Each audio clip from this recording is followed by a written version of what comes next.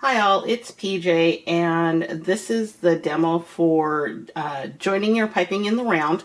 So this is just my mock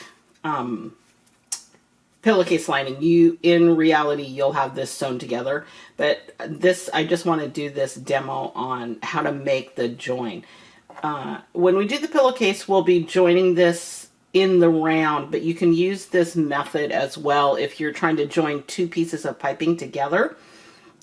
If you run out of piping and you need to start another piece, you could use this. The same method holds true. So the first thing that you're going to want to do is clear the stitches off the stitch finger. So I have threaded up with red thread, so hopefully this will be a little bit easier to see. And for this demo, I'm just going to take my foot off so that you can see what's happening.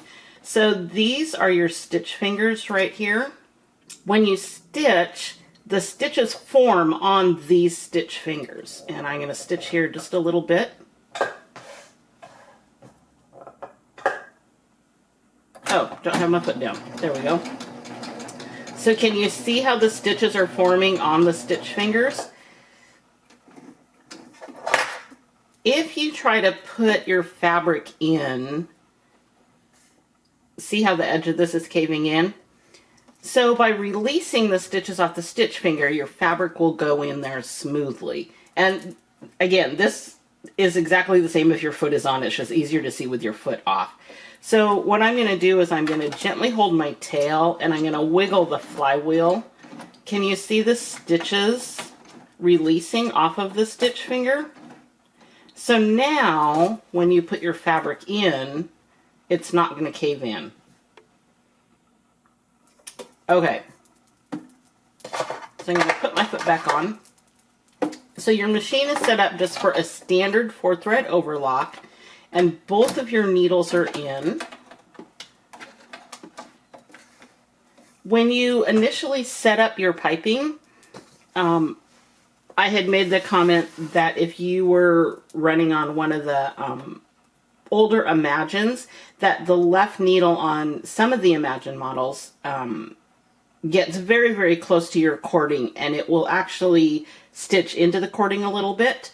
So when you're making your cording, if you have one of those models, just remove your left needle and just set it with your right needle, and it will be fine. It will keep your cording in there enough, and then you'll see why it's important that we can actually extract some of the cording when we're making this join.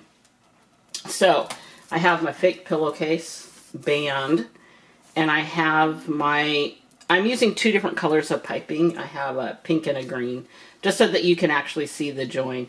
If you're doing purchased piping, I consider the side with just the single stitch as opposed to the chain stitch, the right side of the piping. So I'm going to do this roughly at the center. I'm just kind of giving myself a little fold mark. You want to start with about 2 inches above where you want your join. And then we're going to sneak this under the foot. Your knife should be on.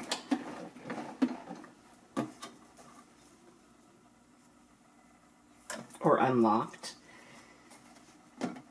And I am just holding the edge of my piping with the edge of my whatever you're sewing it to. And the piping is running along this groove. So I'm going to just stitch this.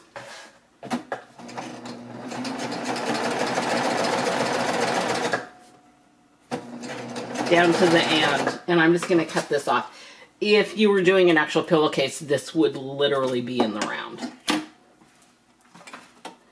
So I'm just going to sew to the end of this. We're going to pretend that I've gone all the way around, and I'm coming back to the other side. I'm just going to trim that end. So this is my second piece that yours would all be exactly the same piece, because this would be in the round. So I'm just going to start this. And again, you're just lining that up. When you get about to the end of your table, you are going to take, and you're going to, this is where you started stitching. You want to come past that point by about 2 inches on this side as well, and trim this off. Okay? This is your starting end. You're going to extract your cord from here, and you want to take about 1.5-inch-ish of cord. And this is why it's important that you're able to get your cord out of there. And you're just going to trim that off and then pull this back so that all of this is laying flat. So now your cord is stopping right about here. Your ending side, you want to trim your cord basically back up to where that is. So here's this cord, so here's this. So I'm going to extract the cord from this end. I just lay it in line. This is where my cord starts. I want this cord to be just a little tiny bit behind that. You actually want a tiny little gap. It will help when you go to join. You're better to have a gap than a lump. Okay, so now I'm going to pull this part straight back. This end, you're going to angle out this way. And just kind of keep in line where your left needle is. You want this edge to angle off to the right. And you want this edge to end up on the right side of your left needle. Then this piece, you're just going to lay in line. And you're trying to line up this edge. You want this to be perfectly straight. So I'm holding this in place. I'm going to stitch down here a little bit farther until that's all caught. And this is getting trimmed. And now I'm going to angle this side off while keeping all of this in line. I'm just going to angle this off to this side. And I'm going to sew, and your cord is still following in the little groove here. And you're just going to come down and trim that other edge off. As soon as all of that's been trimmed, you're going to lock your knife and then stitch on for about another inch or so. And then you can take this out of your machine.